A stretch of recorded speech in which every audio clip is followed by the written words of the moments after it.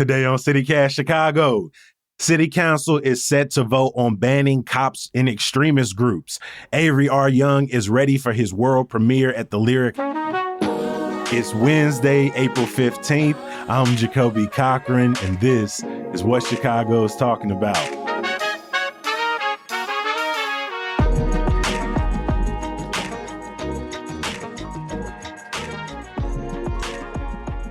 We got some amazing guests in the building today, including CityCast Chicago contributor and the president of the Chicago chapter of the National Association of Black Journalists, Brandon Pope. Welcome back, B. Pope. How you feeling? Always great to be here with you, bro. The sun is out. The weather is nice. We're very happy. Every time you hear, I always try to pick which multi-hyphenate thing am I going to add into his intro this week to just make it a little bit different since you've been on every week of April thus far. I love the switch up, variety. We've also got a Chicago radio and podcast legend in the building with us, the founder of E3 Radio, the host of Queer News Podcast. Anna Deshawn is with us. Anna, it's so good to have you in the building with us today. I am so happy to be here. I feel like I'm on a family reunion. We're going to have a good time today. Everybody know B-Pope. Thank you for being here. Before we jump into the news, we are in the start of our spring membership campaign. Basically, this is the time of the year when we are asking you to support us directly to become a CityCast Chicago neighbor. If you can give us $10 a month, or if if you want to go a little above and beyond and give us $100 a year, we're going to take it. And you get to sleep soundly at night knowing that you are helping us bring local stories and conversations that you care about. Hopefully, we bring a little bit of joy into your ears at some point during your day as well. It's not just a handout. We got perks as well. Ad-free listening, members-only events. I'm so happy to announce. We also got bonus content for people. If you missed out on that yesterday, come on, get in. $10 a month, you're going to get that experience as well. And when you join during this campaign, y'all know how we get down. We also got some CityCast Chicago merch for you. We done the bags already. We done popped out with the beanies. But now we got the exclusive CityCast Chicago pennant. It's from Oxford Pennants. It's made of wool and our beautiful Chicago blue. It's got the Sears towel on it, and it says, "I live here on purpose." You can see it for yourself when you sign up today at membership.citycast.fm. So a quick recap, $10 a month, $10 holla, support our work, get the perks, get the merch, membership.citycast.fm. All right. Woo, I did that. Come on. All right, we got through that part. Let's jump into the show, into our first story today. A measure aimed at rooting out Chicago police officers with ties, membership, participation in extremist anti-government groups like the far-right Proud Boys or Oath Keepers is set for a city council vote as early as today. Pope, this is the 17th version of this ordinance. It was in front of the council's Workforce Development Committee on Monday. What's in this version of the proposal, and how did that debate go down earlier this week? Yeah, it's going to be up for a vote in city council today. Chicago Alderman, 47th Ward, Matt Martin, advanced it. The difference between this and the 16 other versions that have been out there, which is a lot, is this time it would give COPA, the Civilian Office of Police Accountability, the power to investigate the extremism allegations within the police force instead of the internal police investigation unit. That's big because CPD ultimately, the superintendent, Larry Snelling, in conversations I've had with him, he's told me in a couple interviews that the process to remove officers is not as easy as waving a wand. And he's lamented the fact that there's a lot of bureaucracy that comes with it. This kind of takes CPD out of the process a bit and allows for more objectivity.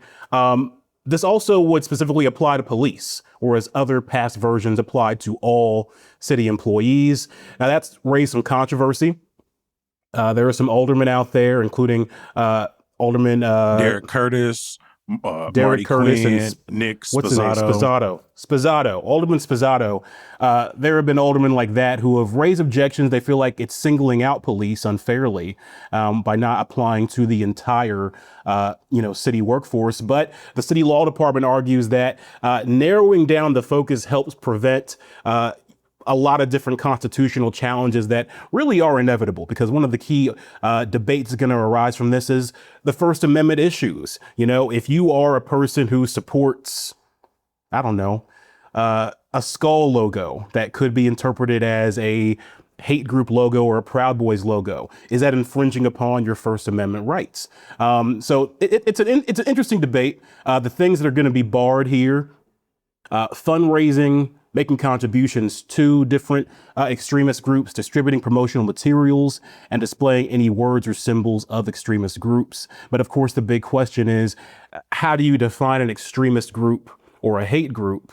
I'll never forget, they deemed the Black Panthers a terrorist group. So, who you decide is a hate group can be controversial, but ultimately this all stems from January 6th, 2021. Indisputable insurrection. If you was out there tearing up property, I don't know if you need to be a police officer.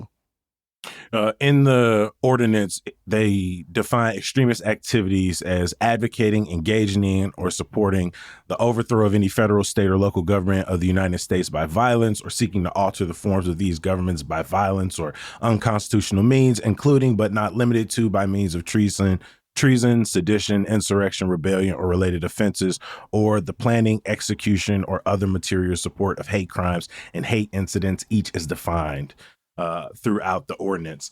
I'm gonna be honest. My very first reaction to this was, I appreciate the concerted effort to bring COPA in, because one thing we haven't talked about is Inspector General Deborah Witzberg really went at CPD and the mayor's office when it came out that there were several CPD officers with these fundraising membership ties to Proud Boys, the Oath Keepers, and they took in these investigations. I think only one person ended up serving a 120-day suspension, but it wasn't necessarily for the tie. It was more for lying about being subject of an FBI investigation. Exactly. And so can you kind of remind us, why at this point has Snelling, who said, this is one of his priorities, these people have no place in CPD, the mayor, who not only campaigned, but has continued to say it, we need to root out people with ties to hate groups, white supremacist group, Christian nationalist groups. Why, when they had the opportunity, did they essentially do nothing? And according to the Inspector General's and WBZ and Sun-Times investigation, not only do nothing, but really work fast to kind of bury this and move on. Yeah, the answer to that often is the police union itself. The police union has been very vocal in staunchly defending the rights of officers to engage in whatever activities they want. And when it comes to the firing or removal of any officer, they're usually right there at the front lines. They're a powerful union, and they've been pretty vocal about this one. But also, part of the issue has just been trying to get politicians to agree on language, trying to agree on what the proper steps are, and trying to get everybody on the right track. Mayor Brandon Johnson, he launched a task force in 2025 in response to Deborah Witzberg's scathing report on this. Of course, that task force, what can a task force really do? Everybody makes a task force every day. Where's the teeth behind it? This is our really first chance to see some real teeth if it gets passed in City Council today. Anna, reactions? Yeah, I have reactions. This is, for me, this is one of those moments where I think about the First Amendment right? I think we like to think of the First Amendment as a black and white document. But as someone who lives at all these intersections, it is never a black and white document for me. It's not a black and white statement. It also reminds me recently of the Supreme Court decision around conversion therapy and how the justices ruled 8-1, right? That case should be taken back to Colorado, and that people who practice conversion therapy, practitioners, are likely covered under the First Amendment. And we only had one justice, right? Supreme Court Justice Ketanji Brown Jackson, who said, yes, there is the First Amendment, and these are medical professionals who have to follow medical standards. And this practice is seen as harmful by every single medical journal, scientific journal. So no, the First Amendment does not apply here. And it feels very similar to me. Police officers take an oath to serve and protect.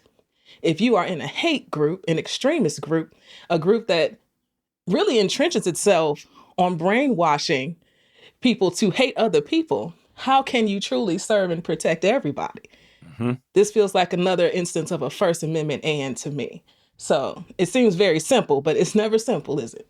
And I'm glad you brought that up, because Alderman Desmond Yancey, in the hearing for this, brought this up and really didn't censor himself in relaying his own interactions, not just as a Black man, but as an older person with police, that are racist interactions, right? And the importance of making sure that the people that are supposed to serve and protect people of color, marginalized groups, and people that come from them are not people that harbor hateful views toward them. It seems like a no-brainer, as you put it, right? If you are somebody with who is a doctor, and you are participating in things and conspiracies that are anti-science and anti-health, you probably shouldn't be operating on people, right? It's the same thing when it comes to being in our communities. If you hate Black people, you probably should not be serving and protecting them. And the investigation into the officers who were named into this list found many of them had not only interactions that led to violence against Chicagoans, Black Chicagoans, that they had made racist comments amongst their Black colleagues, made the workplace an uncomfortable and terrible place to be. Some of them had allegations of sexual abuse within the workforce. And so the fact that almost none of those individuals saw suspensions, were punished, were fired, still leave me concerned, because when I read through this ordinance, yes, COPA can investigate, but at the end of the day, the decision still lies with superintendent, with Larry Snelling. And right now, despite all of his claims of wanting to make this a priority, he has documented cases of people making his own workforce a terrible place to be for Black folks, documented cases of them harassing Black Chicagoans with stop and frisk, with racist slurs. The alderman talked about being called a nigger by a white officer. And so somebody making racist remarks at a gun range.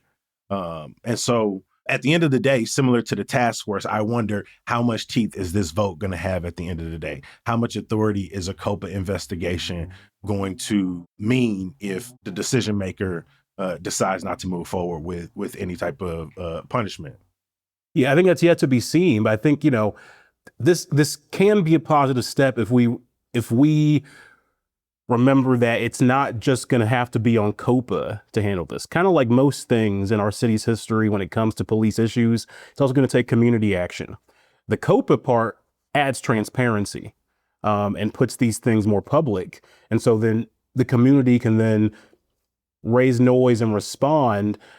For Larry Snelling's part in CPD, they are on the record saying they do support this measure. They do wish it applied to all city workers, but they do support this measure. So, and in my conversation with Snelling, he makes it clear he has no sympathy for those who sympathize with extremist groups, Proud Boys and Oath Keepers and so on and so forth. And so his hope is that the process here is simplified and more transparent with this new initiative.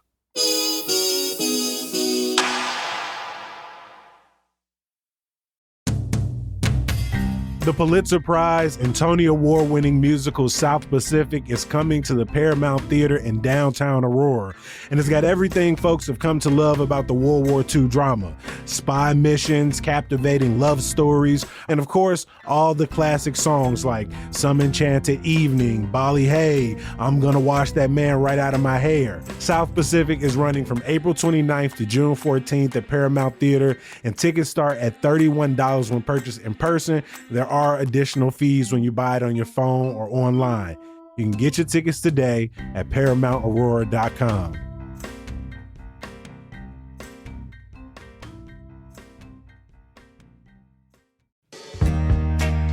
Now, we all know this. Spring in Chicago demands a lot and puts a lot of strain on our windows. Some days we want them open so we can enjoy that nice breeze and a little bit of sunshine we get. Others, we need them sealed tight to trap in the heat or keep out all the rain. So between all this up and down weather we done had lately, you really got to ask yourself if your old windows are cutting it. And if the answer is no, their time has come and gone, then luckily the pros at Window Nation can help you get new energy efficient windows at a great price. Window Nation's the more you buy, the more you save sale is going on right now, and you can get up to 50% off all of your window needs for your home. The experts will make sure your new windows fit perfectly and keep your home comfortable all year round, and the installation is quick and easy. So don't wait, the sale ends soon. Schedule a fast free consultation now at windownation.com. The Lyric Opera is closing its current season this weekend with the world premiere of Avery R. Young's, Chicago's first ever poet laureate's brand new opera, Safronia. Anna, what is Safronia? What is this about? It is a beautiful story, and it's a personal story to Avery. So this is a story about Avery's grandmother and her relationship with her father. It is about the great migration of his family from Lexington, Mississippi to Chicago. And if you're a Black person living and breathing in Chicago who've grown up here, I'm almost certain your family has some ties to the great migration. And so This story is about moving to the North, but then having to come back home after 5 years to bury the patriarch of their family and what life looks like that for them during that time. This opera has been in development for quite some time. And every time I've talked to Avery about anything, it is this moment of energy and excitement. You know, I'm going to be there on Friday night. This one is only 2 days. I'm excited because I'm going on Saturday. And I told my friends, okay, it's a bunch of us going, because when do you see Black folks at the Lyric, leading the Lyric, composing an opera? I mean, if you do opera, maybe you remember Porgy and Bess. Maybe that's the one you know that's telling Black stories, okay? And that got its own controversies. But we do not show up at the Lyric, you know? And so I think this is just going to be a beautiful story. And Avery is so unapologetically Black, okay? Mm-hmm. He is just so unapologetically him. He said, this ain't chocolate covered Mozart. Period. In the promo video, okay? Mm-hmm. He is so very clear about who he is, whose he is, the music that inspires him, blues, funk, soul. He said, this is what this is going to be. And I'm almost certain the Lyric has never seen anything quite like we're going to see this weekend. Mm-hmm. I love how you remind us that for most of us, our story is the Great Migration. My family came up from Louisiana, from Mississippi. Parts of my family settled in Detroit, in Maryland, in Chicago, and been here for now 4 generations. And so the ability to see our story in that, like we have had to go back to Houston, Texas, and the CB Road in Mississippi and bury our matriarchs and our patriarchs and ask, what does it mean to keep these farms going? What does it mean to talk about what used to be there, what the family used to have, what it meant for, you know, half of our great grandmother's kids to move north? And like you said, I've never seen anything like that, not only at the Lyric Opera, but I've never seen like anything like that in this form before, you know, in an opera period. And so like, it was something I absolutely couldn't miss. And some of the cast members, Maisha McQueen, Megan McNeil, who's playing Safronia Booker, the title role. Some people may remember her from being a finalist on The Voice. These are powerhouse. Like the fact that his band is being infused with the Lyric Operas, the Deacon Board, like this is going to be a takeover for those 2 nights. A whole takeover. I thought coming on here felt like a family reunion when I saw that B-Pope was joining too, child. The Lyric Opera for the this weekend is going to be a whole reunion of Black Chicago. I have no doubt about it. As someone whose mother calls Mound Bayou, Mississippi home, okay? I am absolutely a child of this moment and of this story. And she comes from a town that had 1 stoplight. You know, I'm here able to have the life that I have because she made a decision. And that decision still ties so closely to the South. So much of who we are is tied to the South, something that so many people wanted to run away from, but we can't help but stay connected, period. And so I cannot wait to see how he tells this story. This, to your point, the singers, the band, the orchestra, the combination of all of these art forms coming together. And if you haven't seen the promotion, you can't help but feel the spirit. Anytime Avery touched something, the spirit is amongst us. And I'm just really excited about being able to experience what he called maybe the next phase of his artistry and seeing the beginnings of it.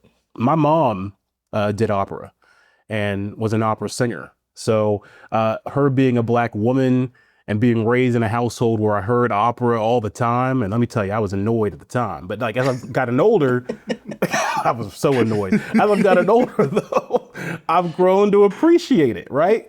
I love any time that Blackness is interjected into something that traditionally has not included us and has gone out of its way to reject us.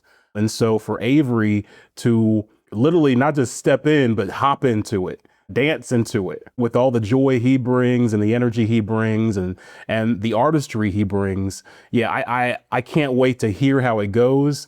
I hope it's not going to be the final 2 days this ever shows, because I want to make sure I have a chance to see it myself. Well, of course, I got some good news for you.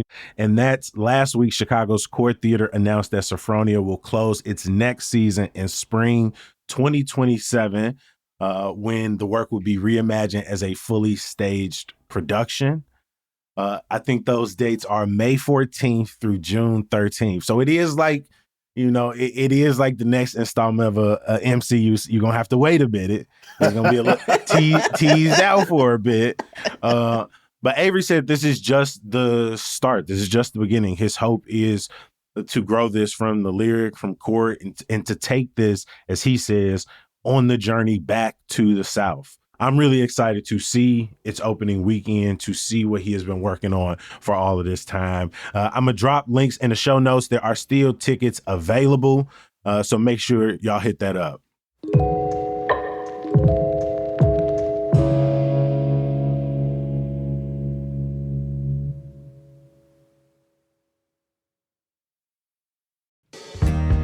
Hey, executive producer Simone Alicea here. And did you know CityCast Chicago neighbors get even more of the podcast? See our team. That's me, host Jacoby Cochran, creative producers Michelle Navarro and Emmy Mack, and audience development manager Chima Okoro. We're a bunch of yappers, and neighbors get an inside look into our behind-the-scenes conversations in a special bonus segment every Tuesday.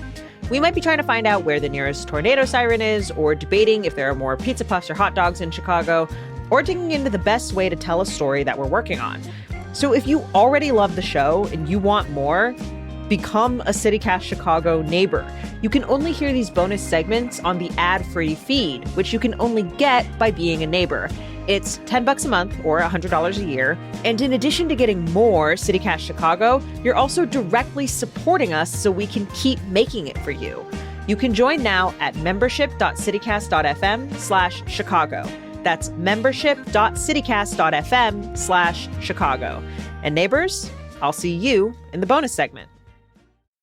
Before we get out of here, Anna, from my understanding, 21 years ago, you were the very first intern hired with the Chicago Sky.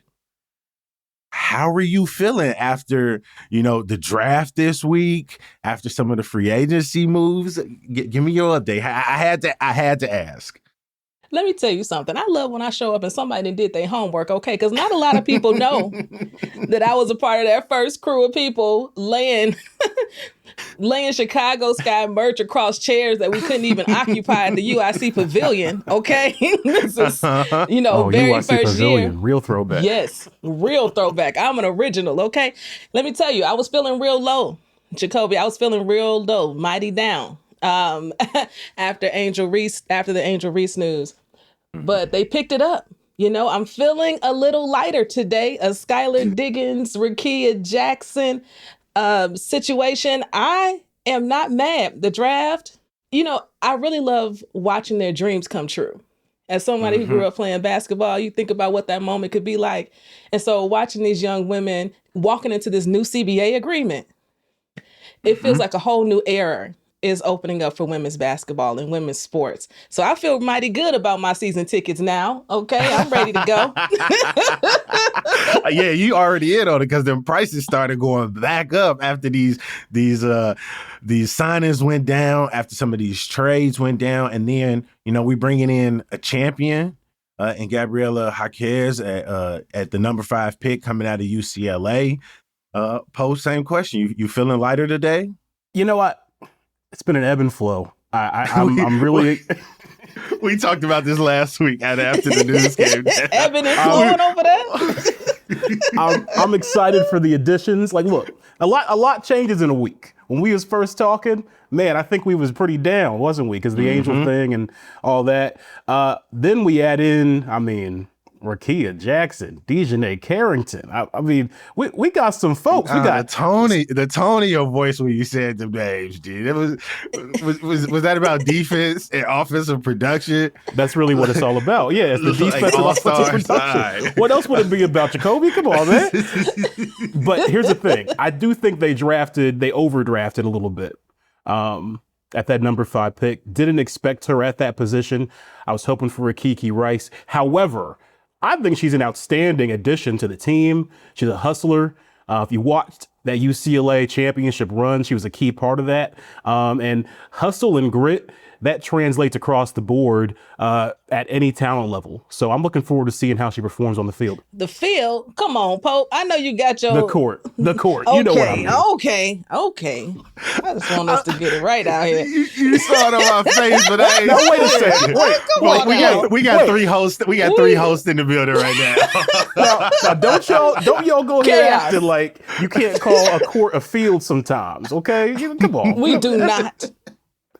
We do not. We do not do that. Like when somebody says, "Oh, he shot 3 for 6 from the field." Okay, in context, not in your context. That was not right. That's fair. I received that.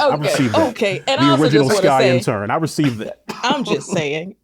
But I do also want to shout out some vets, right? So we got young people for sure.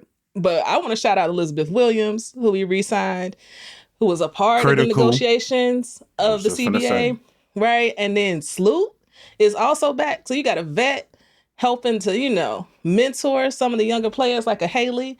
So I'm excited about the balance. We're going to see if this GM, and this coach got the team that they wanted now. So let's see what happens. It looks good in the moment, but are y'all still confident that these calls for the GM to be out and the ownership group to change, like that those should die down? How y'all feel about that? Do y'all still think these are the right people for these roles? I think we got to see what they do. I think they have the team that they wanted now, right? Like when they brought in Teaspoon, the GM wasn't in place. So they usually got to go hand in hand, right? Yep. It didn't work out. Angel didn't take that very well. That was her coach, right? And there's so many feelings I have around it, feeling like they fumbled the bag in that moment. Now, you can't replace an Angel Reese. She is a generational talent. There will only be one Angel. But can you put together a team that wins? Because winning will change everybody's attitude. So I think this is a year that we kind of get to see what our coach is going to do, right? You got to give coaches time. I don't think fans give coaches enough time to grow into themselves, right? Tyler Marsh, right? He comes from a winning background. He knows what winning feels like. Can he bring a winning attitude back to the Sky? I think this is the same ownership group that brought us our first championship as well, right? So I don't have a short memory. Child, I've been here a long time. So I'm holding on to hope that we can see some promise of maybe what the future will bring. Brandon, I got to acknowledge during that you didn't seem all the way bought in at different points. Go ahead. Well, I'll say the next 2 years are going to be pivotal for Pagliuca and Tyler Marsh, because I disagree with Annie on the sense of I think Angel Reese is a loss that if you handle things well, you can recover from and people aren't going to think about it as much. Now, if you fumble the bag and you are a terrible franchise for the next 2 or 3 years, you hobble to the playoffs, you don't make them at all, you fail on the draft picks, then the Angel Reese thing is going to go down that continued list. You know how those Browns jerseys have the quarterbacks that the Browns have gone through? That Sky jersey going to continue to pile up with big stars that we got lost, right? But if they contend for the playoffs like they're expected to with this roster, and build upon that and attract maybe a major free agent from that, as they should be able to. And as the rest of the WNBA rises, they finally stop kind of sitting idly by and join that wave. Okay, then I think they can recover from the PR hit and the damage that comes with losing an Angel Reese. I do think, though, how do I word this? I'll be careful when I say this. I don't think Angel Reese is the type of player that makes or breaks a franchise like the Sky. I think she's a great player. She has the potential to be a tremendous player. But this may be a thing we look back in 3 years and say, yeah, maybe it needed to happen. Well, I'm definitely happy for her because she definitely wanted out. Okay, she did. So you and don't she's in a want place a player. where she's in a place where she's gonna thrive career-wise, brand-wise, personality-wise. Like, it's a great fit. You want a player that wants to be with your franchise. Yes. That there's no 100%. doubt about that. And so I think, to your point, Brandon, if they can prove over the next 2 years that we're on an upward trajectory, okay, the Sky is going to be okay. Not to mention the multi-million-dollar training facility that they're building, okay? We got to step up our facilities. So I think if all that comes together in a beautiful way, the Sky is going to be okay. But the verdict's out on that facility, you know? I mean, it's still not in the city. So I was going to say, it's not in the city. There have been delays. It seems like they have been strategic about moving things towards downtown to be a little more accessible for some of the players. And so, you know, this roster looks nice right now. But again, to both of y'all point, it's a wait and see game. But again, we about a month away from the start of the season, so it's bearing down on us quick. I want to give a huge thank you to our guest today, CityCast Chicago contributor Brandon Pope. Thank you for making time. Good to be here, bro. And the founder of E3 Radio and the host of Queer News Podcast, Anna Deshawn. Thank you for being in the building with us today. Oh, what a joy. This was fantastic. I also want to give a huge thank you to everybody who stuck around, who listened to this entire conversation. I want to give you one more reminder before I let you go. It's our spring membership campaign, and I know it's just the start, but don't wait until the last minute on this one. Join now, and you'll get our CityCast Chicago pennant when you sign up at membership.citycast.fm. Tell us where you're going to hang it. You might hear your comments read out on the show. Madigan B wrote to us, been listening to CityCast Chicago for years, tuning in every weekday, keeps me feeling connected and up to date with this great city. I'm always trying to get other people to listen to this podcast. Madigan, that is the nicest thing I have read all week. The fact that you try and get people to listen to us means a lot to me. I want to give a huge shout out to Madigan, all our other neighbors who keep us going. If that sounds like something you're trying to get in on, join now at membership.citycast.fm. One more thing. Some good news.